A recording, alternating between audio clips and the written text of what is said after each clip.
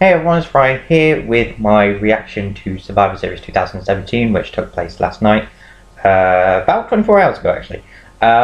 So it started at midnight. I think it's a 4-hour show, like normally the big 4 hour.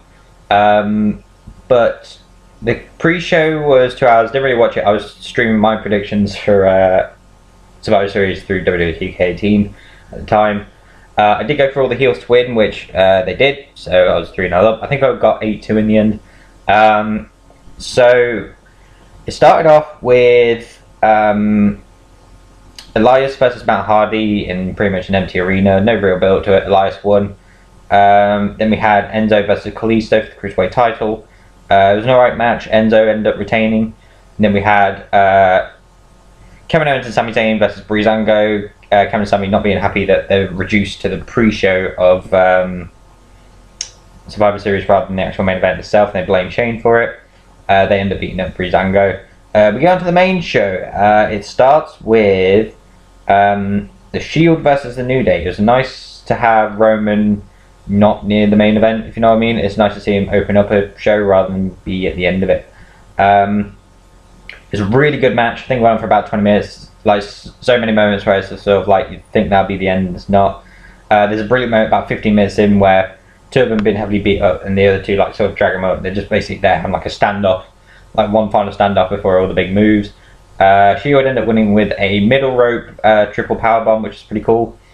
Then we get on to the women's Survivor Series tag team match, Team Raw versus Team SmackDown.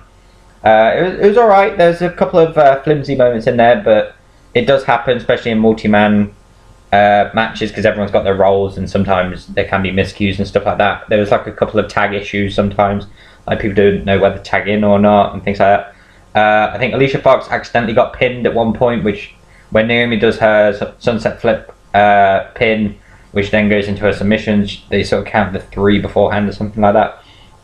But end up with Asuka being the sole survivor for Raw, which I'm not saying is predictable, but it is the best result they could have gone for to protect Asuka. If she lost here, it wouldn't have done her any favours. So Asuka wins it for Team Raw. Turns out here, it turns out with the Shield as well, they were keeping score, so it kind of did ruin some of the results further on, which kind of helped me know that I was going to be right in some situations. I do believe next it was the Usos versus Sheamus and Cesaro. Again, brilliant match. It was good last year. It was even better this year. The Usos, the promo like before the match was brilliant as well. Essentially saying you may be the bar, but we're the bartenders because no one's getting to you unless they go through us. Or you may be the bar, but we're something else. But essentially, it was just like, because we're above you, essentially, type of thing. Again, brilliant match. Many moments where like it could have ended, but it didn't. We have, the Usos wins, that made it 2-1. Then I believe it was it was the Miz versus Baron Corbin before that. That was an alright match. About 10 minutes or so, I think. Baron ended up winning that, so that made it 2-1, and then the Usos beat the Bar, that made it 2-2. And then we had Charlotte versus Alexa Bliss. That was a good match. I think there's like a couple of there wasn't like a couple of like moments where it didn't go well. I think there's one bit where she was supposed to hit a big boot and just missed, and I think Bliss had to sort of like fall in a weird way, and they had to like rework from that. It's a really good match.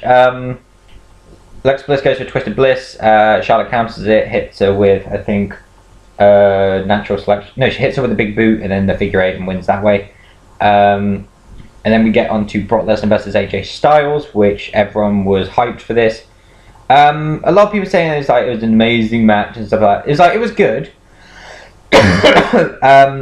AJ selling those German suplex and everything, it was just brilliant the way he sold them. Him coming back trying to fight was pretty cool. Like I said, it was a really good match. I think for me, my match of the night was Usos versus Sheamus and Cesaro. But this one was pretty good as well. It does end. AJ Styles hits for number 4, and Brock Lesnar kicks out, and then I think goes for another one. Brock catches him, hits him with the F5 for the pinfall. The brilliant thing is, it's sort of like Brock, like they don't sort of say off like Brock basically didn't feel anything after that and like walks off like, yeah, I'm still champ type thing. Like he literally is like limping away because of like AJ Styles hit him in the leg and all that stuff. He's like, he knows that he's been in for a fight. AJ Styles slowly gets back up as well. Like I said, it was a really good match. Then we get on to the main event. They made it 3-3, so it's kind of that's where I said it was kind of obvious as to who's going to win, as to when it got to like 2-1 and so that, because you know what they're like for keeping things equal, and then it has to come down to the end. We had Team Raw versus Team SmackDown. Kurt Angle, Triple H, Finn Balor, Samoa Joe, and Braun Strowman versus Shane McMahon, Bobby Roode, Shinsuke Nakamura, Randy Orton, and John Cena. If I'm honest, this match was a bit mediocre. The highlights would have been people facing off at some point. There's a funny bit with Triple H and Bobby Roode, because for some reason people think like Bobby Roode is Triple H's son or something, or like it's just his weird look-alike. Everyone loves Shinsuke and Finn Balor facing off in the ring. There's a bit where John Cena's in the ring, then Kurt Angle comes in the ring as like the whole, oh, this is iconic because it was through Kurt Angle's open challenge that John Cena cemented his place in WWE and yada yada yada and all that stuff. So Shinsuke was the first to be eliminated, which was a bit weird. I thought Raw was going to lose because obviously Finn and Samoa Joe don't get on, and that did cause Samoa Joe to be eliminated, was their miscommunication. Then Finn got eliminated afterwards. Triple H and Kurt Angle were obviously having their whole mishaps. I guess towards the end, Kevin Owens and Sami Zayn come out and attack Shane McMahon whilst it's 2-on-2. No, 3-on-2 even, because the other person is Randy Orton. And Randy Orton gets beaten with a coup de grace, I think it is. No, Finn didn't pin him because Randy Orton pinned Finn. Was it him?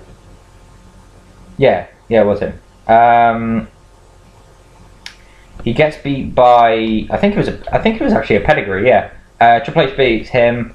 Shane and Kurt fighting for ages. Kurt Angle's got Shane in the ankle lock for a good minute or so. Shane's like crawling around trying to get to the ropes and all that stuff. Triple H then comes in and pedigrees Kurt. This is where it gets weird. So he pedigrees Kurt Angle, puts Shane on top of him, so Shane eliminates Kurt. Braun Strowman's just looking like, what the hell did you just do? Like, he's basically trying to process the whole situation. It's sort of like Triple H walks towards Shane, like helps him up. So it's sort of like, oh, you think Triple H is side with Shane. So then he turns on Shane and pedigrees him and gets the pinfall. And his whole point was he gets bragging rights because he won it for Team Raw. Kurt Angle was gone. He was all that. And Braun's literally staring at him for like 3 minutes. And Triple H is like, come on, we won. Yeah, come on. Well, me and you, Team Raw and all that stuff. There's a brilliant moment afterwards where essentially Braun Strowman grabs him by the neck, puts him in the corner. It's like, you may be the game, but if you ever try and double cross me, you will not be playing any games anymore. Do you understand? And like literally just leaves him go. It's just this look of fear in Triple H's eyes, like, oh shit, what have I done? As Braun's walking away, Triple H tries to pedigree him, gets picked up running power slam. Then he goes to walk off and he does another one, and then that's how the show ends. So I don't know where it's going from there. Like I said, it was a weird end. I'm going to give it an 8 out of 10. I don't think I normally rate pay-per-views that way, but I'm going to give it an 8 out of 10. Like I said, it was a really good show. The ending was a bit off for me, that's all. It was a very confusing ending. I know it's supposed to create all sorts of angles, but it could have been a little better. Let me know what you think of Survivor Series 2017. I shall hopefully see you in the next one. Right, bye!